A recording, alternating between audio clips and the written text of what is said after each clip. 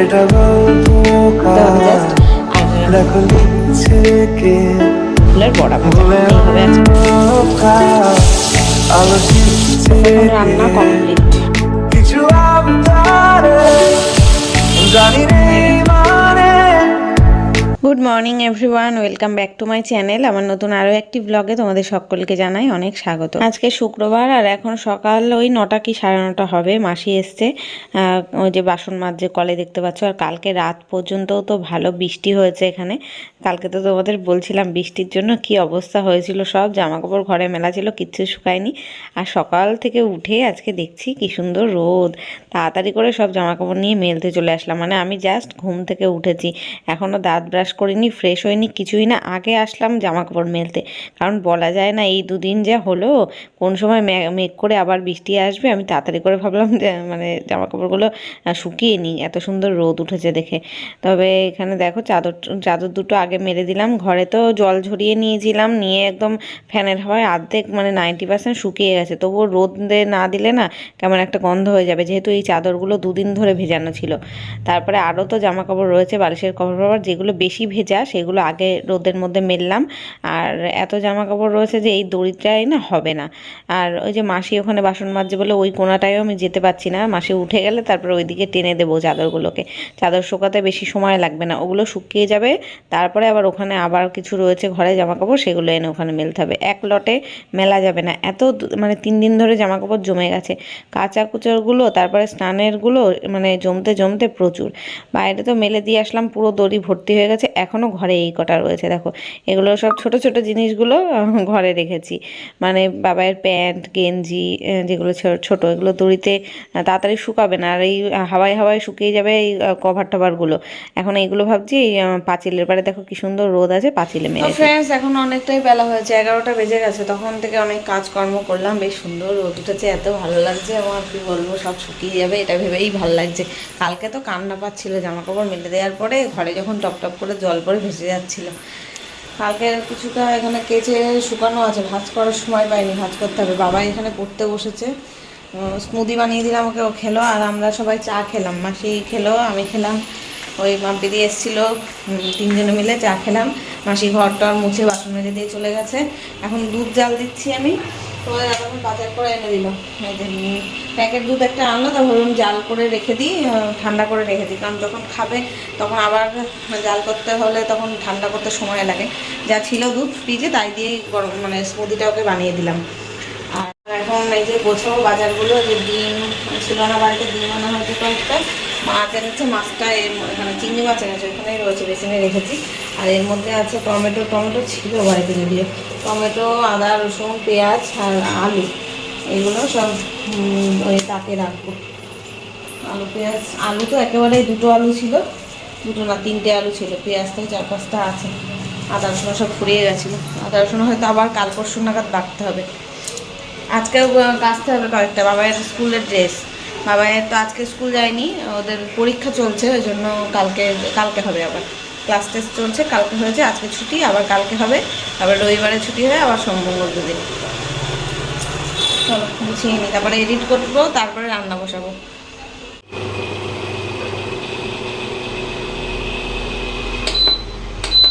সকালবেলা তো বাবাকে স্মুদি বানিয়ে দিয়ে দিয়েছি, এখন দুধ না জাল দিলেও হতো, কিন্তু যদি এখন না ফোটায় তাহলে না ফ্রিজে প্যাকেট শুদ্ধ রেখে দিতে হবে। এবার বিকেলে যদিও বলে স্মুদি বানিয়ে দাও, তখন ওই প্যাকেট তো বরফ হয়ে থাকবে ফ্রিজের মধ্যে, সেটা বের করে ঠান্ডা করে, মানে ঠান্ডা না গরম করে তারপরে আবার জাল দিতে গেলে না অনেক সময় লেগে যাবে, সে রাত হয়ে যাবে, রাতে খাবার টাইম হয়ে যাবে। অন্তত 1 ঘন্টা ফ্রিজ থেকে বাইরে না বের করলে হয় না, ওই জন্য কি দরকার আর ফ্রিজে রাখার। এখন টাটকা দুধ এনেছে, টাটকাটাই আমি ফুটিয়ে নিলাম। এবার এটা ঠান্ডা করে আজকে মানে বিকেল পর্যন্ত ফ্রিজে না রাখলেও হবে, রাত্রেবেলা একেবারে ফ্রিজে তুললেই হবে।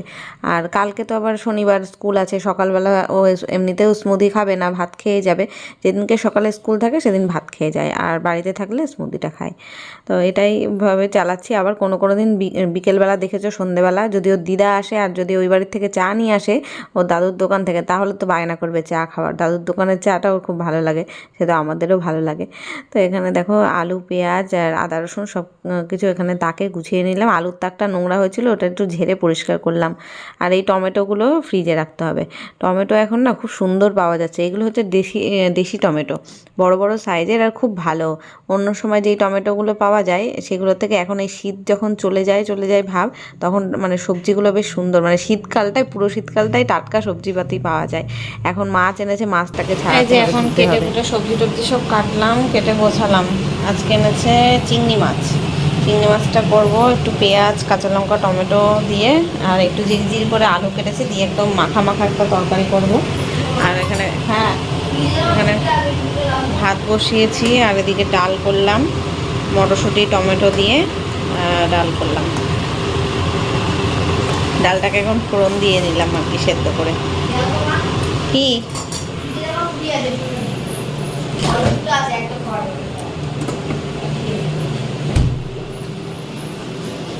এক ঢোকার থেকে বেশি আছে। ইয়েটা ফেলবি না, বোতলটা নিয়ে আসবি।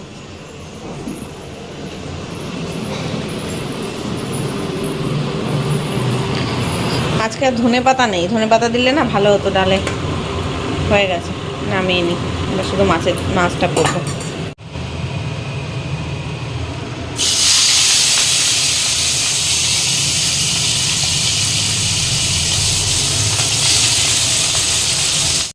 প্রথমে না আমি আলু ভাজা কেটে ফেলেছিলাম, মানে আলু ভাজা করব বলে আলু ভাজার জন্য আলু কেটেছি। ডালের সাথে আলু ভাজা হবে, আর এই চিংড়ি মাছের একটু পেঁয়াজ দিয়ে টমেটো দিয়ে মাখা চচ্চড়ি মতন করবো ভেবেছিলাম। তারপরে ভাবলাম যে না, ফ্রিজে এখনও তরকারি আছে, মানে কালকে মাছের ঝোল করেছিলাম, তার থেকে এক পিস মাছ ঝোল আলু মতন আছে। আবার ওই বাড়ির দিদিরা দিয়েছিল তরকারি, তাই সেই সব কিছু তরকারি আছে। আবার যদি আলু ভাজা করি তখন বাবাই তো খাবে না, তোমাদের দাদাভাই আর আমার জন্য। তারপরে বেশি হয়ে যাবে, এত তরকারি রয়েছে, রান্না ফালতু করে লাভ নেই। সেই আলুটা তখন কি করলাম দেখো, ভাজার আলুটা এই মাছের মধ্যেই দিয়ে দিয়েছি, জিরি করে কাটা ছিল পেঁয়াজের মতো। তো খুব একটা খারাপ লাগছিল না, মোটামুটি এখন রান্না লাগছিল। এটা কড়াই থেকে নামিয়ে রাখি। এই যে মাছটা এরকম কষা মাখা মতো করেছি, আর এই যে ডাল আর ভাতও তো এই যে হয়ে গেছে। গ্যাসটা আমি মুছে পরিষ্কার করে নিলাম। এখন যাই স্নান করে আসি। কি সুন্দর রোদ উঠেছে, কালকে বলছিলাম রোদ নেই, আজকে দেখো রোদ এত সুন্দর, বেশ সব শুকিয়ে গেছে জামা কাপড়, সব তুলে এনে ঘরে রেখেছি। এই যে সব একদম খটখটে হয়ে শুকিয়ে গেছে। ভাঁজ করতে হবে, এবার ভাঁজ করাটা আবার একটা বড় কাজ। বিকেলে আবার 5টা থেকে পড়াতে আসবে বাবাইদের, তার আগে তো হয়তো আমি পৌঁছাতে পারবো না, সব নিয়ে এসে রাখতে হবে এই ঘরে।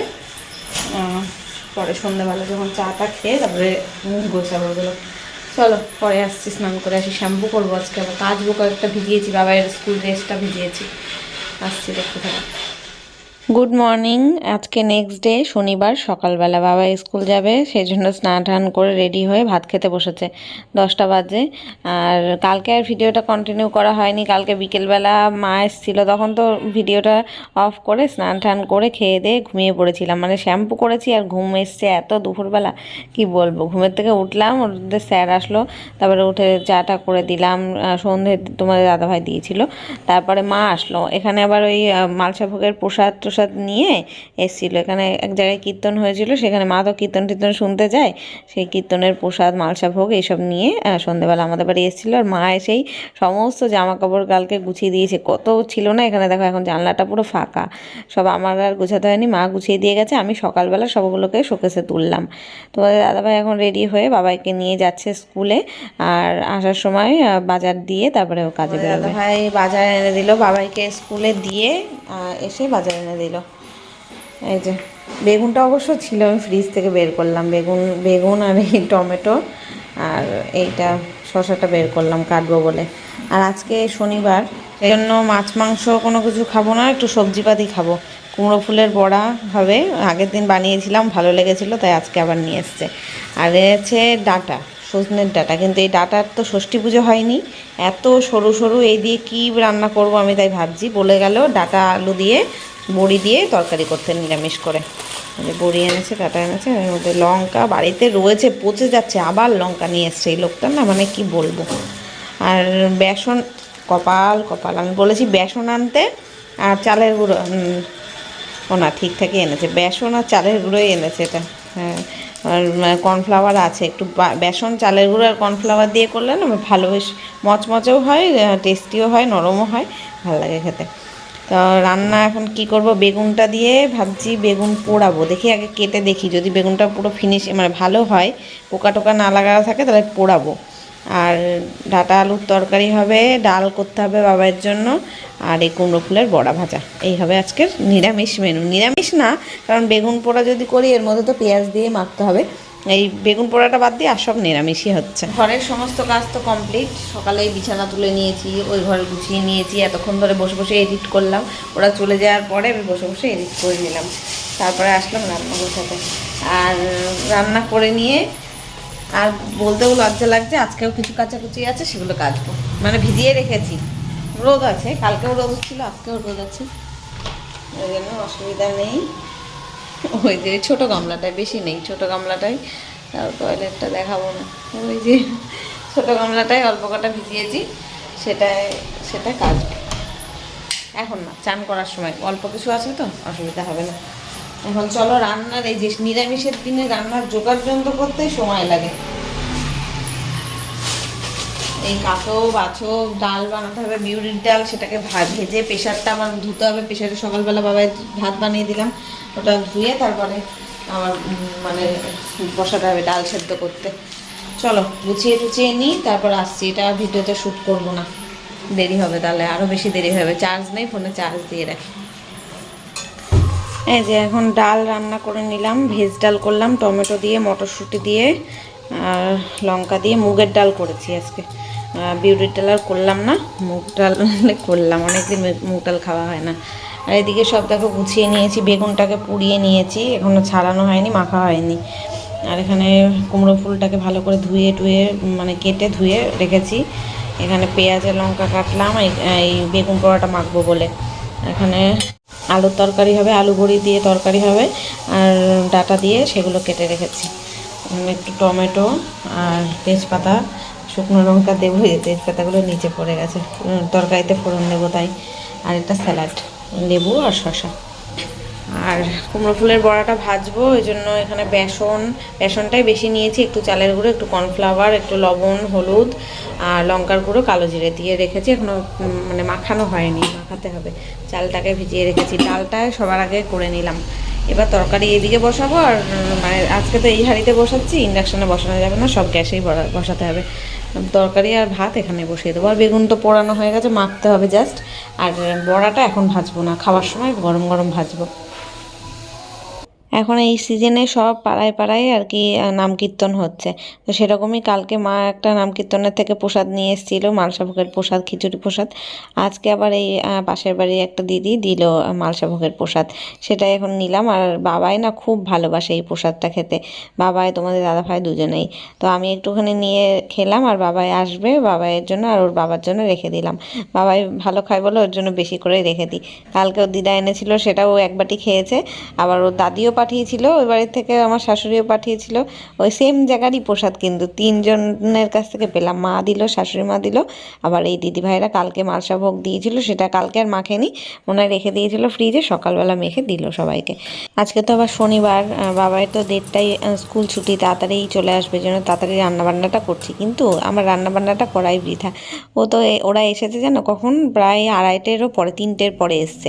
ও আর ওর বাবা মিলে মাঠে খেলা দেখছিল, আর ও তো খেয়ে নিয়েছে ওর দাদির বাড়ির থেকে, মানে স্কুল থেকে এসে ওর দাদির বাড়ি গিয়ে ওখান থেকে ভাত খেয়ে নিয়েছিল, আর ওরা বাপ বেটা মিলে দুজন মিলে খেলা দেখছিল। এসছে বাড়িতে প্রায় 3:30-এর সময়, এরকম অবস্থা, আমার একা একা খেতে হয়েছে আজকে। তো এদিকে দেখো তরকারিটাও বসিয়ে দিয়েছি, একটু জিরে আদা বাটা দিয়ে তরকারিটা নিরামিষ করে করলাম। আর এখানে বেগুন পোড়াটা এখন মেখে নিচ্ছি, ঝোল দিয়ে দিয়েছি, আলুটা সেদ্ধ হতে সময় লাগবে তো তরকারিতে, ওইদিকে ঝোল ফুটছে, আর এদিকে আমি মেখে নিচ্ছি বেগুন পোড়াটা। আর এই বেগুন পোড়া মাখতে মাখতে দেরি হয়ে গেছে, ঝোল একেবারে দেখছি শুকিয়ে শুকিয়ে আরও আলু থাকে, বড়ি থাকে না, ওতে আলু মানে ঝোল শুকিয়ে যায় তা বেশি করে। তো যাই হোক, খেতে ভালো হয়েছিল বেশ। এখন রান্না কমপ্লিট হলো, কিন্তু রান্নাঘর এখনও পরিষ্কার করা হয়নি, গ্যাস মুছতে হবে। আর এদিকে ভাতটা উবুর দিয়ে রেখেছি বেসিনে, এইগুলো সব ডাস্টবিনে ফেলবো, কুকুরকে ভাত দেবো। এই হচ্ছে তরকারির লোক, বড়িতে আর আলুতে সব ঝোল টেনে নিয়েছে। উপর থেকে একটু গরম মশলা দিয়েছি। আর এই হচ্ছে ডাল, আর কিছুই হয়নি। এটা বড়াটা পরে ভাজবো, সব মেখে টেখে রাখলাম, স্নান করে আসি তাই ভাজবো। আর এই হচ্ছে বেগুন পোড়া মাখা, ওইটা স্যালাড আছে, ব্যাস। এই হচ্ছে আজকের রান্না বান্না। 1:30 বেজে গেছে, বাবা এখনও আসেনি। দেখি ফোন করে দেখি তোমাদের দাদাভাইকে কখন আনতে যাবে। 1:30, আজকে তো শনিবার, 1:30 ছুটি। চলো তাহলে ভিডিওটা এখানেই শেষ করছি। 2 দিন ধরে ব্লগটা চলছে। দেখা হচ্ছে কালকে নতুন ভিডিওর সাথে। টাটা।